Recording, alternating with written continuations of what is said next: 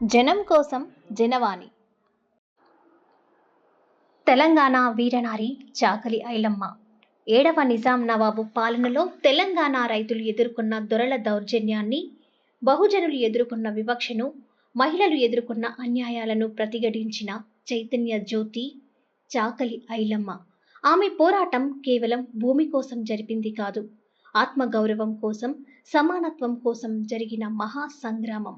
బానిసత్వానికి తలొగ్గకుండా తాము సాగు చేసిన భూమిపై హక్కు సాధించాలనే సంకల్పంతో నాడు పేదలు, రైతులు, కూలీలు సంఘటితమయ్యారు. ఈ పోరాటంలో చాకలి ఐలమ్మ ముందు నడిచి విజయం సాధించింది. అలాంటి ఐలమ్మ జయంతిని జరుపుకోవడం తెలంగాణ రైతాంగ పోరాట స్ఫూర్తిని తిరిగి ప్రజల్లో నాటుతుంది. ఆ స్ఫూర్తి నేడు కూడా సామాజిక న్యాయం కోసం, భూ హక్కుల కోసం, సమాన హక్కుల కోసం పోరాడే వారిని ప్రేరేపిస్తుంది.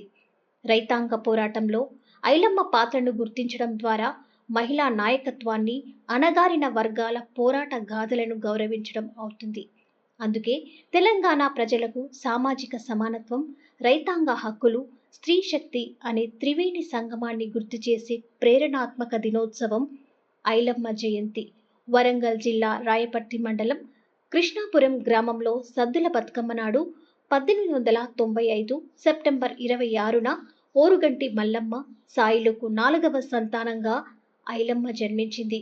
పేద కుటుంబంలో జన్మించిన ఆమె కష్టాలే తోడుగా పెరిగింది. కుటుంబం మొత్తం రోజువారీ కూలి పనులు, ఇతరుల పొలాల్లో కూలి చేయడం, బట్టలు ఉతకడంతో జీవనాధారాన్ని కొనసాగించేది. అణచివేత, పేదరికపు జీవన కఠోరత, దోపిడీలను తన కళ్ల ముందే చూసి పెరిగిన ఐలమ్మ చిన్న వయసులోనే అన్యాయానికి వ్యతిరేకంగా నిలబడే ధైర్యాన్ని సొంతం చేసుకుంది. ఆ కష్టాలే ఆమెను ఒక పోరాటకారిణిగా తీర్చిదిద్దాయి. తలవంచని స్వభావం, పోరాడే ధైర్యం చిన్నప్పుడే ఆమెలో రూపుదిద్దుకున్నాయి. ఐలమ్మకు 11 ఏళ్లకే పాలకుర్తికి చెందిన చిట్యాల నర్సయ్యతో వివాహమైంది. ఆమెకు 5 కుమారులు, 1 కుమార్తె పుట్టారు. కుటుంబానికి జీవనాధారం దొరల ఇంట ఊడిగం, ఊరి జనాల బట్టల ఉతుకుడే. కానీ ఈ ఆదాయంతో కుటుంబాన్ని పోషించడం గగనమైంది. ఎదుగుతున్న కొడుకులతో భూమి సాగు చేసి కష్టాన్ని కొంత తగ్గించుకోవాలన్న ఆలోచనతో పాలకుర్తి సమీపంలోని మల్లంపల్లి దొర కుటుంబానికి చెందిన ఉత్తంరాజు జయప్రదాదేవి వద్ద 40 ఎకరాల భూమిని మక్తకు తీసుకుంది. ఇది విష్ణూర్ దేశ్ముఖ్ రాపాక రామచంద్రారెడ్డికి కంటగింపైంది. వ్యవసాయం నా జీవనాధారం, దొరల గడిలో వెట్టి చేయనని ఐలమ్మ స్పష్టంగా చెప్పింది. 1944లో వెట్టి చాకిరీని నిషేధించాలని పిలుపునిచ్చిన ఆంధ్ర మహాసభలో చేరి కష్టజీవులను సమీకరించి పోరాటానికి సిద్ధం చేసింది. ఒక ఆడది ముందుకొచ్చి దొరల ఆధిపత్యాన్ని సవాల్ చేయడాన్ని భరించలేక రామచంద్రారెడ్డి కక్ష పెంచుకున్నాడు. ఐలమ్మ కౌలుకు తీసుకున్న భూమిలో కాపుకొచ్చిన పంటను గూండాలతో కాజేయాలని యత్నించాడు. కానీ సంగపోళ్ల అండతో ఐలమ్మ గూండాలను తిప్పికొట్టింది. కాపుకొచ్చిన పంటను సురక్షితంగా ఇంటికి చేర్చింది.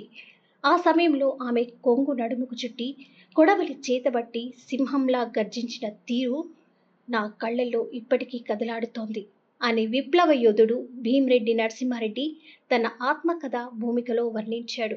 తెలంగాణ రైతాంగ పోరాట చరిత్రలో ఐలమ్మ పేరు ఒక వెలుగు దీపంలా నిలిచిపోయింది.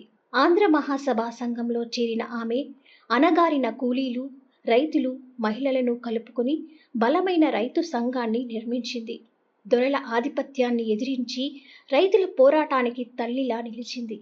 ఈ పోరాటంలో ఐలమ్మ తన కుటుంబాన్ని త్యాగం చేసింది. 1 కుమారుడిని కోల్పోయింది. భర్తతో పాటు మరో 2 కుమారులు జైలు పాలయ్యారు. అయినా వెనుకడుగు వేయకుండా జైలులో ఉన్న వారిని కలవడానికి ఒంటరిగా నడిచి వెళ్ళేది. 1946-51 మధ్య విప్లవ తెలంగాణ రైతాంగ పోరాటం ఉధృతమైంది.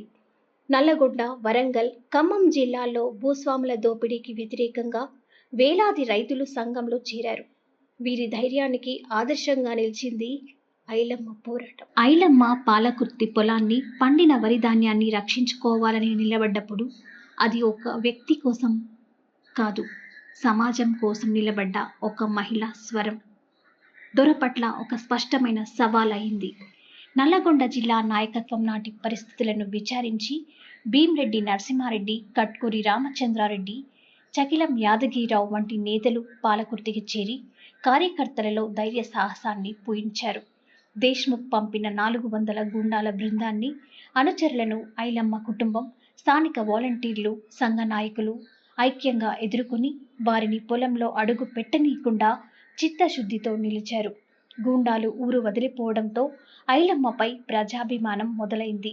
దొరల దౌర్జన్యాన్ని ధైర్య సాహసాలతో ఎదుర్కొన్న ఆమెను పాలకుర్తి ప్రజలంతా బాలనాగమ్మ అని పిలిచారు.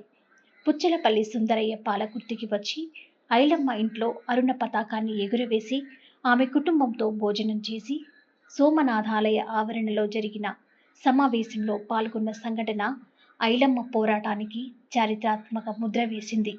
ఐలమ్మ జీవితం, ధైర్యం, పట్టుదల, సమూహ బలం, మహిళా నాయకత్వం, సామాజిక న్యాయం, రైతాంగ ప్రేమ వంటి విలువలను తెలంగాణ సమాజానికి అందిస్తోంది. ప్రతి తరానికి ఇది ఒక ప్రేరణ, మార్గదర్శకం.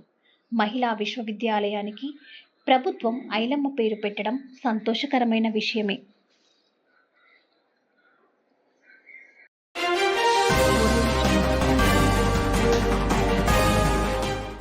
జనం కోసం జనవాణి.